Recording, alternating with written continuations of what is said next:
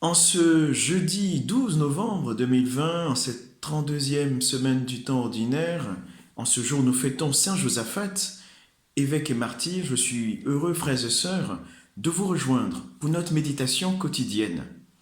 Que nous dit la parole de Dieu? Tout d'abord, c'est l'épître à Philémon que nous méditons avec Saint Paul, qui met l'accent sur la charité. Il commence ainsi: Bien-aimé, ta charité m'a apporté beaucoup de joie et de réconfort. En ce temps de confinement, en ce temps où nous observons un temps de distanciation physique les uns et les autres, nous pouvons nous souvenir que la charité, justement, n'a pas de frontières.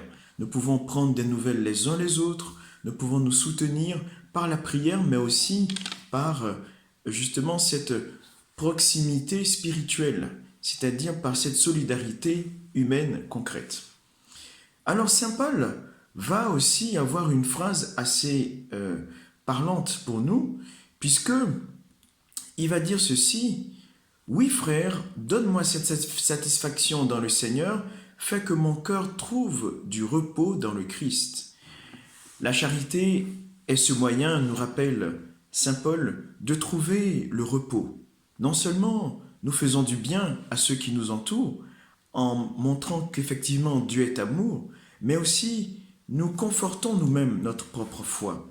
Voilà pourquoi avec le psalmiste, nous pouvons prier: heureux qui s'appuie sur le Seigneur notre Dieu. S'appuyer sur le Seigneur, c'est s'appuyer sur un rocher. S'appuyer sur le Seigneur, c'est s'appuyer sur une force spirituelle pour pouvoir aller toujours plus loin. Et dans l'Évangile, voilà que les pharisiens, l'Évangile selon Saint Luc, Luc 17, 20 à 25, que vous pourrez relire tranquillement, les pharisiens interrogent Jésus et cherchent à voir le règne de Dieu. Et Jésus va leur dire que ce règne qu'ils cherchent tant, ce règne auquel ils aspirent, ce règne qu'ils veulent voir, il est là, au milieu d'eux, en lui Jésus. Nous aussi, nous sommes invités à découvrir dans le visage de nos frères et sœurs, dans les événements du quotidien, des signes où Dieu nous rejoint. L'amour de Dieu est là, au fond de nous. Il nous faut demander cette grâce de pouvoir le reconnaître.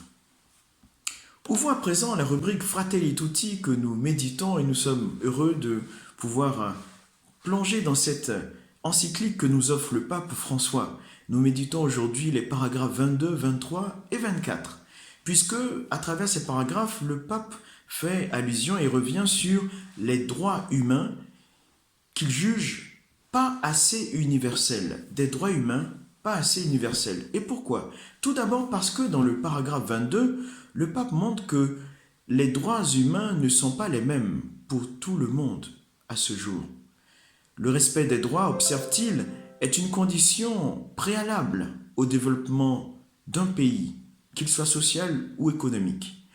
Au paragraphe 23, il va en poursuivre sa réflexion en montrant que de même, l'organisation des sociétés dans le monde est assez loin d'ailleurs de refléter clairement le fait que les femmes ont exactement la même dignité et les mêmes droits que les hommes.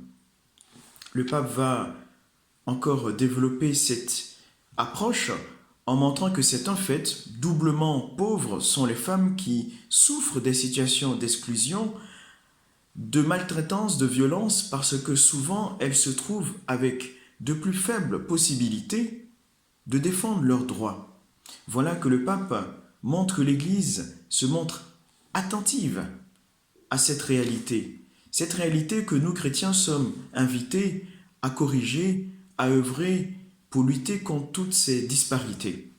Le paragraphe 24 est encore une confirmation de cette intuition du pape. Voilà ce qu'il dit. Aujourd'hui comme hier, la racine, par exemple, de l'esclavage, à la base de cela, il y a une conception de la personne humaine qui admet la possibilité de la traiter comme un objet. La personne humaine, conclut-il et poursuit-il, la personne humaine, créée à l'image et à la ressemblance de Dieu par la force, par la tromperie ou encore par la contrainte physique ou psychologique, est privée de sa liberté, commercialisée, réduite à la propriété de quelqu'un.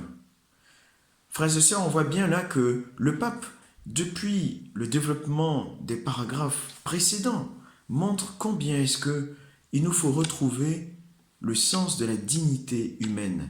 Ce sens de la dignité humaine qui est développé dans l'Évangile, qui nous révèle que Dieu est amour. Dieu s'est fait homme pour que l'homme devienne Dieu. Dieu s'est fait homme pour que l'homme découvre la grandeur de l'humanité. Voilà ce que nous pouvons approfondir. Je nous invite à relire ces paragraphes pour que justement nous puissions, là où nous sommes, œuvrer au respect de la dignité humaine et à œuvrer pour que les droits humains deviennent justement assez universels.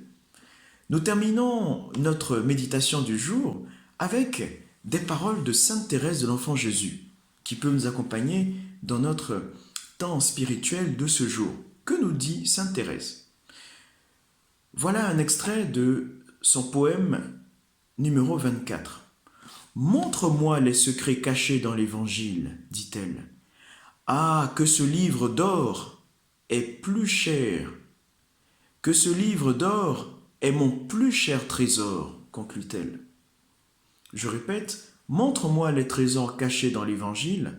Ah, que ce livre d'or est mon plus cher trésor.